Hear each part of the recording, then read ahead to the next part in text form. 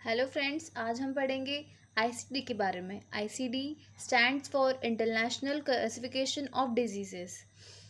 WHO, World Health Organization, is a directing and coordinating authority for health within the United Nations of System.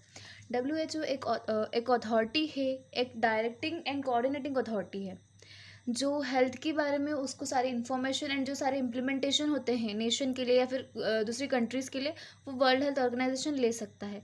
ये organisation United Nations of system का है। ICD is maintained by WHO से maintained होता है ICD. The International Classification of Diseases is a globally used diagnostic tool for epidemiology, health management and clinical purposes. जो ICD है वो एक हमारे लिए डायग्नोस्टिक टूल के जैसे हम यूज़ करते हैं उसे एपिडेमियोलॉजी के लिए, हेल्थ मैनेजमेंट के लिए एंड क्लिनिकल पर्पसेस के लिए। एपिडेमियोलॉजी यानी डिजीज़ का डिस्ट्रीब्यूशन, उसकी फ्रिक्वेंसी, उसकी क्या क्या रीज़न है होने के, वो सारी चीज़ें। आईसीडी पब्लिश हुआ है 1992 में by WHO। ICD periodically revise होता है, जैसे कि हमारे फार्माकोलॉजी MSN की बुक्स है, उनके नए नए एडिशंस होते हैं, उन एडिशंस में नए जो अपडेट्स होते हैं वो अपडेट्स उसमें होते हैं नई बुक्स में। वैसे ही जो भी नए नए चेंजेस आते हैं वो नए नए रिविजन्स में आ जाते हैं, पीरियडिकली तो चेंज होते रहता है। अभी हम पढ़ते हैं 10th revision of ICD.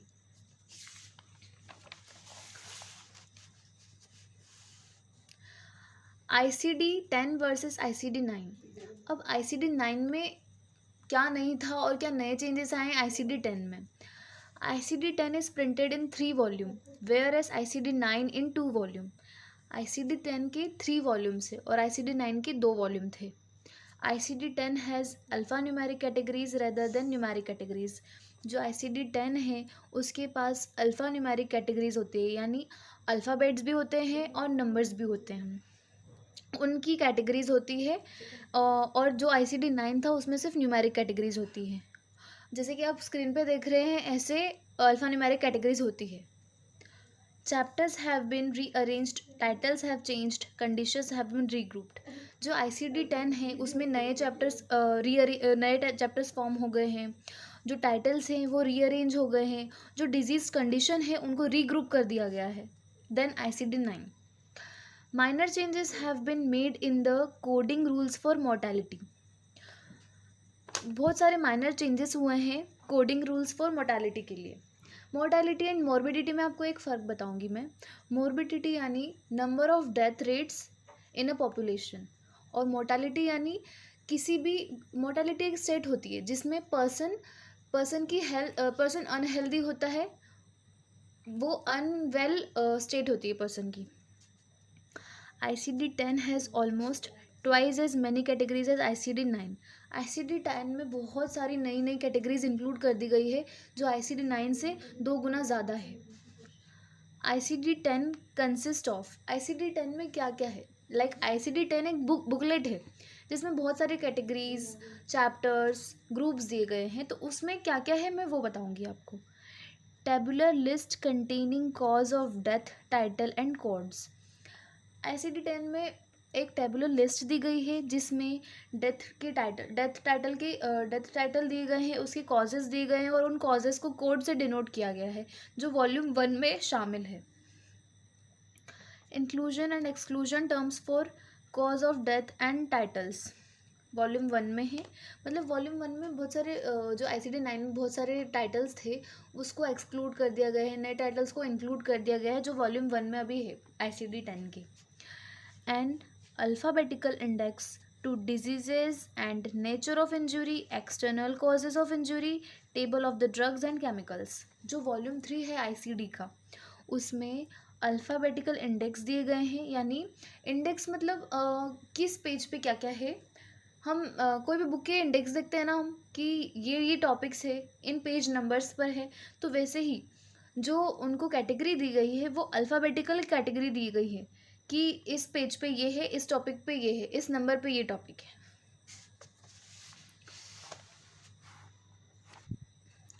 ICD-10 के वॉल्यूम 2 में बहुत सारे डिस्क्रिप्शंस दिए गए हैं, गाइडलाइंस दी गई है एंड कोडिंग रूल्स दिए गए हैं जो हमारे हेल्थ सर्विस हेल्थ सर्विस जो सेक्टर है उसमें यूज़ किया जाता है। जो गाइडलाइंस है वो आईसीडी की गाइडलाइंस हम यूज़ करते हैं हेल्थ सर्विस सेक्टर में। पर्पसेस ऑफ आईसीडी का क्या पर्पस है?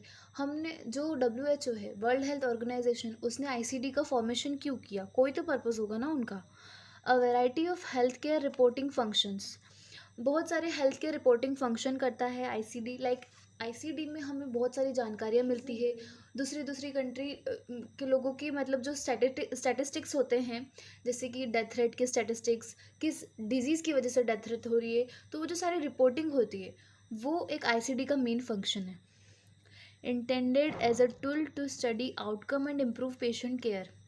आईसीडी एक टूल है जिसमें हम सारी जो भी हम इम्प्लीमेंटेशन करते हैं पेशेंट लोगों के लिए, जो भी अथॉरिटीज़ निकालती है नई नई पॉलिसीज़, उनका इम्प्लीमेंटेशन अच्छे से हो रहा है या नहीं, उनका डाटा, उनका स्टैटिस्टिक्स, ये सारे जो आउटकम्स होते हैं आईसीडी उसे स्टडी करता है। लाइक गवर्नमेंट ने वैक्सीन्स निकाली, वैक्सीन सबको डिस्ट्रीब्यूट की, कितनी वैक्सीन डिस्ट्रीब्यूट हुई है, कितने लोगों का फ़ायदा हुआ है, कितने लोग मर गए हैं, कितने लोगों को वैक्सीन्स नहीं मिली है, किनको प्रोवाइड करवानी है, ये सब आईसीडी में शामिल हो जाएगा। तो इससे पता चलेगा कि कोई चीज़ करने के बाद हमें क्या आउटकम मिल रहा है। फिर अगर कम आउटकम मिल रहा है तो हम और ज़्यादा उसमें अच्छे से इम्प्लीमेंटेशन लाएंगे। Communication and transactions, ICD communication and transactions में हेल्प करता है। लाइक हमने अभी बताया कि जैसे कि डेथ डिजीज़ जो डेथ का कारण होता है, डिजीज़ेज़ वगैरह, उनकी बहुत सारे कोड्स होते हैं, तो वो कोड्स में कम्युनिकेशन होती है। लाइक डॉक्टर के बीच में कम्युनिकेशन होती है कोड्स में कि ये बीमारी हो गई है, ये कारण हो गया है, इस वजह से बीमारी हो गई है, तो डॉक्टर्स के बीच में कम्युनिकेशन होता है कोड्स के थ्रू। यानी हमारा जो मेडिकल स्टाफ है उनमें जो डिस्कशन होता है वो कोड्स के थ्रू होता है।